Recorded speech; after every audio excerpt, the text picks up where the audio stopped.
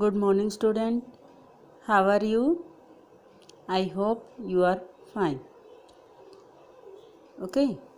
And today we will continue our chapter Electoral Politics. In last video we were doing reserve constituency की जो आरक्षित क्षेत्र होते हैं, विधानसभा क्षेत्र या लोकसभा क्षेत्र, जो चुनावी क्षेत्र होते हैं वो क्या होते हैं उसके बारे में हमने किया कि जो शेड्यूल कास्ट के लिए है रिज़र्व कर दिए जाते हैं, आरक्षित कर दिए जाते हैं कि उस सीट पर केवल रिज़र्व कैटेगरी का पर्सन ही इलेक्शन कंटेस्ट कर सकता है, चुनाव लड़ सकता है. Now we will read next topic, voter list. Voter list is the first point of the election procedure. Okay, election procedure का, चुनावी प्रक्रिया का सबसे पहला स्टेप तो वैसे तो होता है कॉन्स्टिट्यूएंसी के बारे में, लेकिन voter list is the first step of the election procedure. Okay, and election, what is election procedure? It is the most important question of this chapter. Got it? तो इसमें जो चुनावी प्रक्रिया क्या होती है ये बहुत ही इम्पोर्टेंट क्वेश्चन है इस चैप्टर का. उस चुनावी प्रक्रिया में सबसे पहले क्या होता है तो उसमें इम्पोर्टेंट है वोटर लिस्ट. वोटर लिस्ट क्या मतलब? जितने भी वोटर्स हैं उनकी लिस्ट होना. क्लास में होता है ना स्टूडेंट की लिस्ट, उसमें क्या होता है जितने क्लास में स्टूडेंट्स होते हैं उनके नेम होते हैं. तो वोटर लिस्ट में क्या होगा? जितने भी एरिया में किसी भी कॉन्स्टिट्यूएंसी में वोटर्स हैं उनके नाम होंगे. Okay, once the constituency are decide, the next step is to decide who can and who can not vote. सबसे पहले तो कॉन्स्टिट्यूएंसी में ये डिसाइड किया जाएगा कि कॉन्स्टिट्यूएंसी के बाद नेक्स्ट स्टेप है हमारा ये, ठीक है, उसमें ये डिसाइड किया जाएगा कि कौन वोट दे सकता है और कौन नहीं. This decision cannot be left to anyone till the last day. In a democratic election, the list of those who are eligible to vote is prepared much before the election and given to everyone. Democracy में क्या होता है कि जो eligible है उसको vote देने का अधिकार होता है, ठीक है, और ये सभी को दिया गया है. This list is officially called the electoral roll and commonly known as the voter list. और जो ये अधिकार दिया गया है, किस किस को ये अधिकार मिला है, who are the eligible, यानी कि कौन योग्य है वोट डालने के, उसकी लिस्ट को हम क्या बोलते हैं? Voter list. क्वेश्चन बन गया ना यहाँ पर, what is voter list? In a democratic election, the list of those who are eligible to vote is prepared much before the election. Got it? We can say it voter list. ये voter list होती है. This is an important step for it is linked to the first condition of a democratic election. तो इसको first condition बोला गया है. एक जो हमारी शर्त होती है कि चुनाव में पार्टिसिपेट करने के लिए क्या क्या शर्तें हुए हैं, तो उसमें एक शर्त, एक कंडीशन ये भी है कि सबसे पहले तो क्या होगा, हमारा वोटर लिस्ट में नेम होना चाहिए. Everyone should get an equal opportunity to choose representative. In chapter 1 we read about the principle of the universal adult franchise. हमने लास्ट जो प्रीवियस क्लासेज हैं उसमें भी हमने रीड किया है, ठीक है, डेमोक्रेसी में भी हमने रीड किया है कि what is universal adult franchise. When any person got the right to vote. जब कोई पर्सन है क्या प्राप्त कर लेता है? Right to vote. उसको हम क्या बोलते हैं? Universal adult franchise. ओके, कि जो सार्वभौमिक वयस्क मताधिकार है, जब कोई व्यक्ति एक लिमिट क्रॉस कर लेता है, मीन्स एक एज लिमिट होती है उसको क्रॉस कर लेता है, then he and she got universal adult franchise. Okay, तब उसको राइट टू वोट मिल जाता है. और वो लिमिट क्या है, एज क्या है? 18 ईयर. जब भी कोई व्यक्ति 18 ईयर का हो जाता है उसके बाद उसको वोट देने का अधिकार हो जाता है. इसके लिए क्या करना होगा? इसके लिए हमें जो भी हमारे नियर बाय ऑफिसेज हैं गवर्नमेंट गवर्नमेंट के ऑफिस हैं वहाँ पर जाकर अपना नेम रजिस्टर करवाना होगा। इसमें किसी तरह का डिस्क्रिमिनेशन नहीं किया जाएगा कि आप एजुकेटेड हैं, अनएजुकेटेड हैं, रिच हैं या अदर एनीवे। जो भी पर्सन 18 ईयर का हो गया है वो अपना नेम रजिस्टर करवा सकता है। किसी तरह की कोई शर्तें नहीं है। कुछ केसेस हैं कि जिसमें थोड़ा बहुत रिस्ट्रिक्शन हो जाता है। These are some criminal and person who unsound mind. जो कुछ केसेस होते हैं कि जो क्रिमिनल होते हैं कि उनको राइट टू वोट से वंचित कर दिया जाता है, कि राइट टू वोट उनको नहीं मिलता। Who are unsound mind can be denied the right to vote but only in their situation. क्या होता है, जो क्रिमिनल केसेस होते हैं, आपराधिक दृष्टि के लोग होते हैं, और जो क्या होता है अनसाउंड माइंड यानी कि मेंटली रिटायर्ड होते हैं, मानसिक रोगी होते हैं, ठीक है, जिनको पता नहीं है किसे वोट देना है किसे नहीं देना है, तो उनके ऊपर थोड़ा सा रिस्ट्रिक्शन होता है कि वो वोट उनका नाम है वोटर लिस्ट में नहीं होता है। बट ये केवल रेयर सिचुएशन में ही होता है, ठीक है। वैसे मोस्टली सबका ही नाम होता है। It is the responsibility of government to get the name of all eligible voter put on the voter list. ये गवर्नमेंट की ड्यूटी है कि वो देखे, चेक करे कि सबके नाम वोटर लिस्ट में है या नहीं है। As new person attain voting age name are added to the voter list. नए पर्सन के नाम उसमें ऐड हुए हैं या नहीं हुए हैं, उनको ऐड ऑन करना, रजिस्टर करना नए पर्सन का। और जो भी पर्सन है मूव कर गए हैं, move out of a place, और दोज हु आर डेड और डिलीटेड, जो एक स्थान से दूसरे स्थान पर चले गए हैं या जिनकी डेथ हो गई है, ठीक है, उनको क्या करना है, उसके डिलीट कर देना, ठीक है, वोटर लिस्ट से उनका नाम हटा देना है, और जो नए आए हैं उनका रजिस्टर कर लेना है। और इसको क्या है, अप टू डेट करना ज़रूरी है एवरी 5 ईयर, ठीक है। 5 साल के बाद इलेक्शन होते हैं ना, इसलिए उसको अप टू डेट करना कंपलसरी होता है, ठीक है। इसके साथ ही जो हमारी गवर्नमेंट है उन्होंने एक नया सिस्टम इंट्रोड्यूस किया है, वो है election photo identity card. Here one new question is internal question is here, what is the full form of EPIC, ठीक है। EPIC की फुल फॉर्म क्या होगी, इलेक्शन फ़ोटो आइडेंटिटी कार्ड। पिछले कुछ वर्षों में गवर्नमेंट ने क्या किया है कि लोगों को आईडी प्रूफ के लिए एक कार्ड दिया है, आइडेंटिटी कार्ड, जिससे पहचान हो सकती है कि हाँ ये व्यक्ति जो वोट डालने आ रहा है इसका नाम वोटर लिस्ट में है, ये कोई फेक नहीं है। क्योंकि कई बार क्या होता है, वोटर लिस्ट में नाम नहीं होता, कोई पर्सन है जो वोटर्स है और वो वोटिंग वाले दिन वहाँ पर अवेलेबल नहीं है, तो क्या होता है, जो पॉलिटिक्स चलती रहती है कि लोग है जो कैंडिडेट है उसके प्लेस पर कोई अदर पर्सन है वो वोट कास्ट कर देता है, वोट डाल देता है, ठीक है। इस चीज़ को रोकने के लिए जो इलेक्शन कमीशन है उन्होंने आईडी कार्ड को इंट्रोड्यूस किया था, ओके। और ये इंट्रोड्यूस किया गया था अप्रोक्सीमेट 1994 में, ओके। और इसके साथ ही ये वोटिंग लिस्ट में नाम जरूरी है। It is the first step of the election procedure.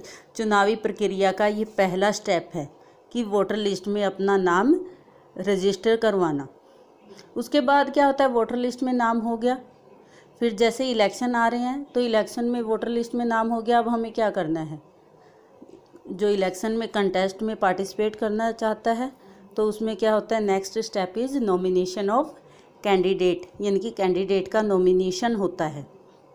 Nomination नामांकन, यानी कि जो भी कैंडिडेट इलेक्शन में पार्टिसिपेट करना चाहता है, कंटेस्ट करना चाहता है, तो उसको अपना नाम रजिस्टर करवाना होता है। लाइक आप स्कूल में किसी भी फंक्शन में पार्टिसिपेट करते हो, कोई भी इवेंट होता है उसमें पार्टिसिपेट करते हो, तो उसमें क्या होता है, सबसे पहले आपको नेम रजिस्टर करवाना होता है। Those are interested to take participate, ठीक है, जो पार्टिसिपेट करना चाहते हैं तो जो इंटरेस्टेड हैं तो उनको क्या करना होता है, नेम लिखवाना होता है। इसी तरह इलेक्शन में भी होता है, जो लोग हैं पार्टिसिपेट करना चाहते हैं उनको अपना नेम रजिस्टर करवाना होता है। कुछ एक रिस्ट्रिक्शन यहाँ पर भी होती हैं कि जो क्रिमिनल हैं वो इलेक्शन कंटेस्ट नहीं कर सकते।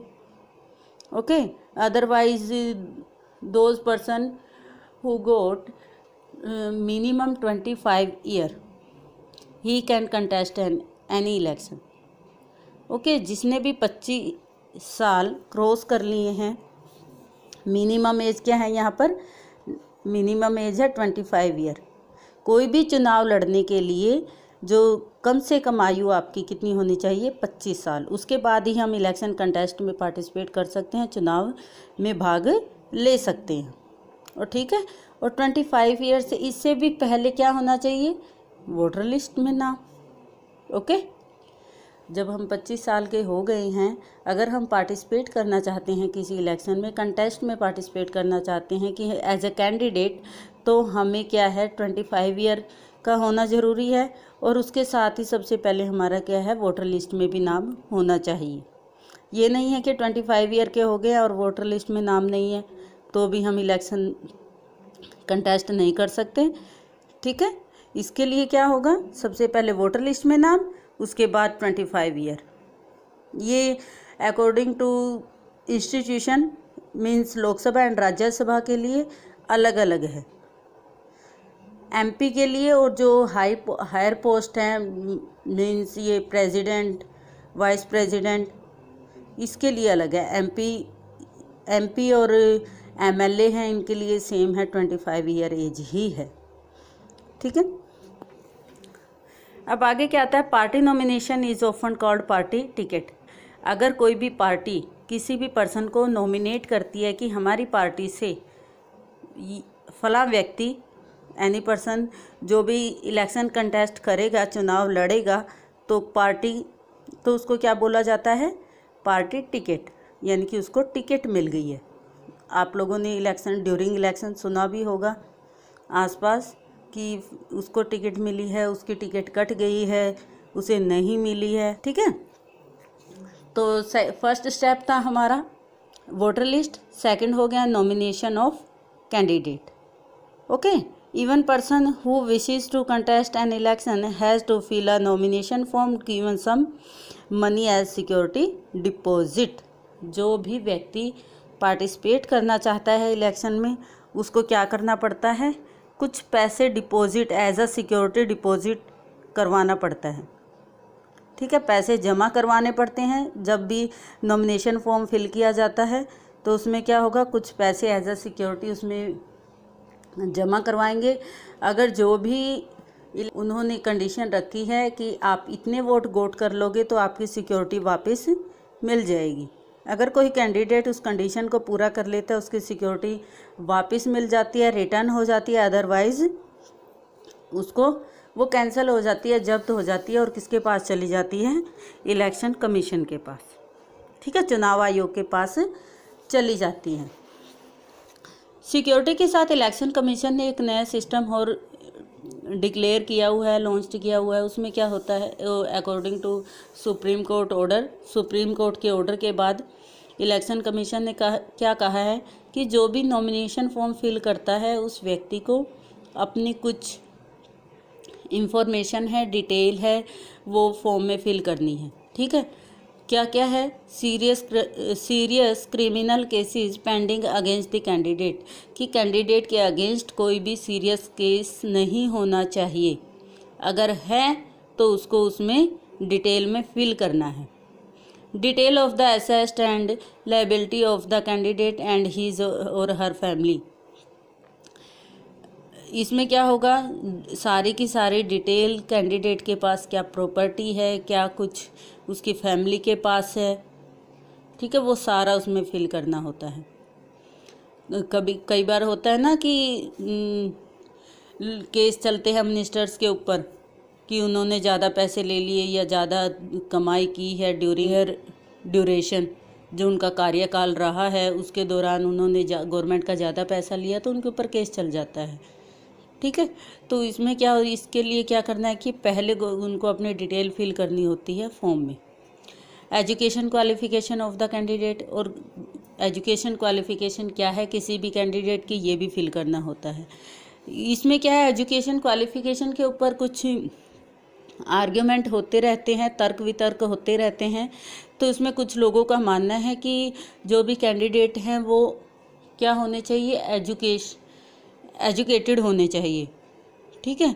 लेकिन कुछ का मानना है कि एजुकेशन है वो मैटर नहीं करती, कि एक्सपीरियंस होना चाहिए, आपको काम करना आना चाहिए, स्किल होनी चाहिए आपके अंदर। कई बार क्या होता है कि हमारे पास डिग्री होती है और हम उसको परफॉर्म नहीं कर पाते, स्किल नहीं है हमारे पास। लाइक क्रिकेट का एग्जांपल लिया गया है यहाँ पर। तो क्रिकेट में क्या होता है, अगर आप हाई क्वालिफाइड हैं, हाई एजुकेटेड पर्सन हैं, और लेकिन आपको खेलना ही नहीं आता, ठीक है, तो उसका कोई फ़ायदा नहीं है ना। इसी तरह इलेक्शन के लिए कहा गया है कि इलेक्शन में क्या होगा कि आपको एक्सपीरियंस होना चाहिए, आपके अंदर स्किल होनी चाहिए कि आप लोगों की जो डिमांड्स है, लोगों की ज़रूरतें हैं, या गवर्नमेंट को किस तरह से चलाना है, वो सारा आप कर पाओ। और दूसरा इसमें क्या रहा है, in our country putting educational qualification would go against the spirit of the democracy. अगर डेमोक्रेसी में हम अपनी कंट्री में अगर ये मेंशन कर भी देते हैं कि एजुकेशनल क्वालिफिकेशन उसमें डाल भी देते हैं, तो ये क्या होगा, डिस्क्रिमिनेशन हो जाएगा एक तरह से, क्योंकि हमारी कंट्री ऐसी है कि यहाँ पर सभी लोग शिक्षित नहीं हैं। तो उनको क्या है, राइट टू इक्वेलिटी का जो हमने राइट दिया है फंडामेंटल राइट में, उसके ये अगेंस्ट हो जाएगा, सबको अपॉर्चुनिटी नहीं मिलेगी चुनाव में भाग लेने की। हालांकि हरियाणा ऐसा स्टेट रहा है, पहला ऐसा स्टेट रहा है जिन्होंने जो लोकल लेवल पर इलेक्शन होते हैं सरपंच के लिए और पंच के लिए, उसमें एजुकेशन को कंपलसरी कर दिया गया है, ठीक है। वो कंपलसरी है कि वहाँ पर आपको जो जर्नल के लिए 10th पास होना ज़रूरी है, SC BC के लिए अदर कास्ट के अकॉर्डिंग है कि उसमें 8th पास होना चाहिए। तो एजुकेशन को कंपलसरी कर दिया गया है। आने वाले टाइम में MP और MLA के इलेक्शन में भी हो जाएगा, लेकिन जो अब की कंडीशन है तो उसमें ये कंपलसरी नहीं हो सकता, इसलिए एजुकेशन के ऊपर ज़्यादा बहस नहीं की गई है कि लोग स्किल होने चाहिए लोगों के पास चुनाव लड़ने के लिए। Next is election campaigning and we will do it in next video, and this is sufficient for today. 2 point, first one is voter list and second is nomination of candidate. It is the procedure of election. Okay, चुनाव प्रक्रिया का ये part है। सबसे पहले क्या होगा, voter list, और सेकंड होगा नॉमिनेशन, थर्ड है election campaigning. We will do it in next video. Thank you.